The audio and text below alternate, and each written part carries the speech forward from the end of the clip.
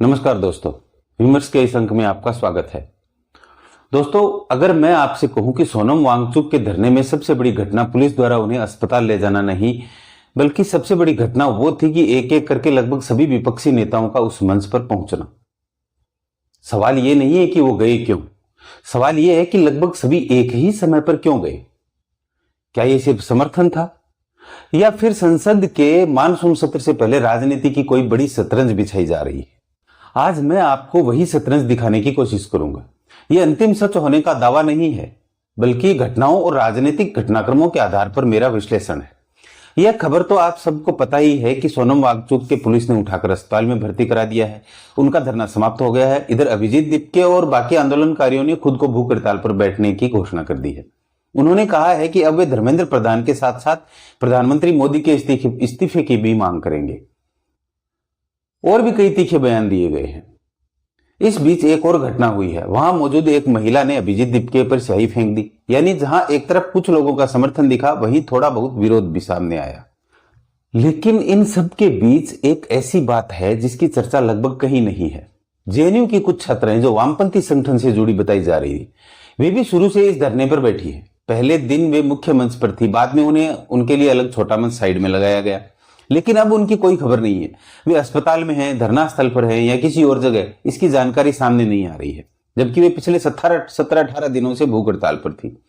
पिछले 2-3 दिनों में आपने देखा होगा कि लगभग सभी राजनीतिक दलों के नेता वहां पहुंच रहे हैं। कोई खुद गया तो कोई अपने प्रतिनिधि को वहां भेज रहा था। जो नहीं जा पाए वे टीवी चैनल और मीडिया के माध्यम से बयान दे रहे थे। ये सब तो आपने देखा। लेकिन मैं आपको जो बताने जा रहा हूं, खबर के पीछे की खबर है। आप जानते हैं कि मैं हमेशा राजनीति की उस शतरंज की बात करता हूं जो सामने दिखाई नहीं देती है, जहां कई बार कुछ दल और कुछ संगठन सिर्फ मोहरे होते हैं, जबकि चाल कोई और चल रहा होता है। अब जरा सोचिए, आखिर पिछले 2 दिनों में लगभग सभी विपक्षी दलों को अचानक सोनम वांगचुक के मंच पर जाने की जरूरत क्यों महसूस हुई? क्या आपको सच में लगता है कि जो दल रोज एक दूसरे पर हमला करते हैं, वो अचानक किसी एक नए मंच के पीछे जाकर एकजुट हो जाएंगे? मुझे ऐसा नहीं लगता। पूरी कहानी समझिए। सबसे पहले वहां अरविंद केजरीवाल पहुंचे। उन्होंने कहा कि सोनम वांगचुक को देश का शिक्षा मंत्री बना देना चाहिए। लेकिन सवाल यह है कि अगर उन्होंने इतना योग्य मानते हैं, तो जहां उनकी सरकार है वहां उन्हें कोई जिम्मेदारी देने की बात क्यों नहीं करते? इसके बाद जब चंद्रशेखर आजाद रावण पहुंचे, फिर सुप्रिया सुले गई, समाजवादी पार्टी की तरफ से डिंपल यादव पहुंची, और जब लगभग सभी प्रमुख चेहरे वहां दिखाई दे चुके, तब कांग्रेस ने भी पवन खेड़ा को भेज दिया। अब यहां एक सवाल उठता है। पेपर लीक और छात्रों के मुद्दे पर राहुल गांधी खुद लगातार राजनीति कर रहे हैं, छात्रों के सम्मेलन कर रहे हैं, सभाएं कर रहे हैं। तो क्या कांग्रेस चाहेगी कि इसी मुद्दे पर कोई दूसरा चेहरा उनसे बड़ा बन जाए? मुझे ऐसा नहीं लगता। मेरा मानना है कि कोई भी बड़ा राजनीतिक दल नहीं चाहता था कि इस आंदोलन से सोनम वांगचुक या अभिजीत दीपके का राजनीतिक कद बहुत बड़ा हो जाए। ये सभी चाहते थे कि आंदोलन का मुद्दा जिंदा रहे, लेकिन आंदोलन का नेतृत्व किसी नए राजनीतिक चेहरे के हाथ में न चला जाए। क्योंकि आने वाले संसद के मानसून सत्र में यही मुद्दा विपक्ष सरकार के खिलाफ उठाने वाला है। अगर बाहर धरना लगातार चलता रहता तो संसद में इस मुद्दे पर होने वाली राजनीति का बड़ा हिस्सा आंदोलनकारियों के खाते में चला जाता, यानी राजनीतिक क्रेडिट किसी और को मिल जाता। अगर सच में सभी विपक्षी दल चाहते कि यह आंदोलन बहुत बड़ा बन जाए, तो उनके लिए 5-10 हजार समर्थकों की भीड़ जुटाना कोई मुश्किल काम नहीं था। क्योंकि आने वाले संसद के मानसून सत्र में यही मुद्दा विपक्ष सरकार के खिलाफ उठाने वाला है। अगर बाहर धरना लगातार चलता रहता तो संसद में इस मुद्दे पर होने वाली राजनीति का बड़ा हिस्सा आंदोलनकारियों के खाते में चला जाता, यानी राजनीतिक क्रेडिट किसी और को मिल जाता।